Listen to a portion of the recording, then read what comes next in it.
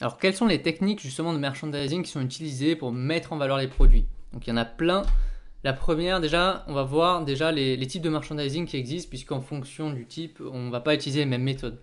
Vous avez le merchandising de séduction. Donc ça, c'est notamment, on va mettre en valeur le produit par beaucoup de théâtralisation. C'est le cas du luxe. C'est le cas, par exemple, de la literie, quand vous mettez en exposition un produit, ou quand chez Leroy Merlin, vous avez des cuisines déjà équipées qui sont mises en démonstration. Le but, c'est de séduire le client. Après, vous avez du merchandising d'organisation. Donc là, c'est la plupart des magasins, des supermarchés, c'est-à-dire qu'ils vont optimiser au maximum chacun de leur espace commercial en mettant des linéaires qui sont remplis à bloc et puis en optimisant avec des zones promo sur palette, sur gondole, avec des box un peu partout qui vont optimiser le rendement au mètre carré du magasin.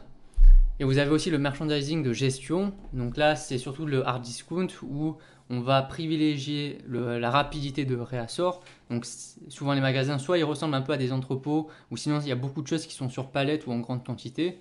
Et le but, c'est vraiment de faciliter justement cet achat, d'acheter en gros et de faciliter la gestion et la réassort du produit. Donc séduction, c'est plutôt luxe, ameublement textile par exemple. L'organisation, c'est plutôt les grandes surfaces alimentaires ou spécialisées. Et la gestion, c'est soit le B2B, soit c'est les discounters. Il y a plusieurs outils et techniques qu'on peut mettre en place pour mettre en valeur le produit. Déjà, les réimplantations, les plans d'implantation. Donc les plans d'implantation, ils sont faits par des merchandisers au niveau du siège la plupart du temps.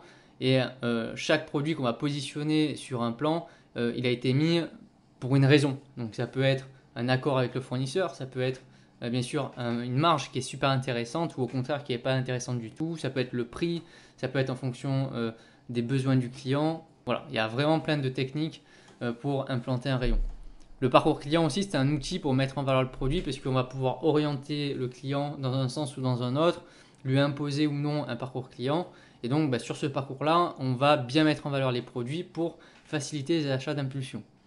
Après, vous avez l'agencement des produits par univers. Le fait de regrouper les produits au même endroit, s'ils répondent à un même besoin, ça va faciliter la vie du client. Donc, il sera déjà mieux mis en valeur parce que le client il trouvera ça cohérent et du coup, ça va mieux se vendre. Alors, la théâtralisation, c'est souvent dans les zones promo, quand vous faites sur palette avec des présentoirs un peu partout, des podiums. Donc, ça, bien sûr, ça permet de mettre en valeur les produits et de booster énormément les ventes. Et vous avez ce qu'on appelle le cross-merchandising, c'est justement des petites cravates qu'on met sur les côtés des gondoles ou qu'on met directement en rayon qui ressortent du rayon et qui permettent de faire des achats complémentaires en plus. Après, vous avez la manière de présenter vos produits dans les rayons qui est un moyen, bien sûr, de mieux mettre en valeur un produit plutôt qu'un autre. Donc après, il y a plusieurs logiques, logique verticale ou logique horizontale. Donc ça va un peu avec le plan d'implantation, c'est-à-dire la manière dont on va organiser ces produits dans son rayon. Vous avez ce qu'on appelle le marketing sensoriel qui est très utilisé dans les magasins, c'est-à-dire qu'on va stimuler les sens du consommateur avec de la musique, avec des jeux de couleurs, avec des odeurs par exemple, ou avec des dégustations, le toucher, etc. Et vous allez justement toucher les sens du client pour pouvoir susciter l'envie et donc les achats d'impulsion derrière.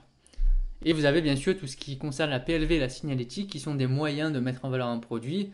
Alors des fois quand vous faites un podium, mettre juste un produit sur un podium, des fois ça suffit pas, il faut une grosse pancarte, il faut des tours palettes qu'on va mettre autour pour sublimer le produit et faciliter sa vente.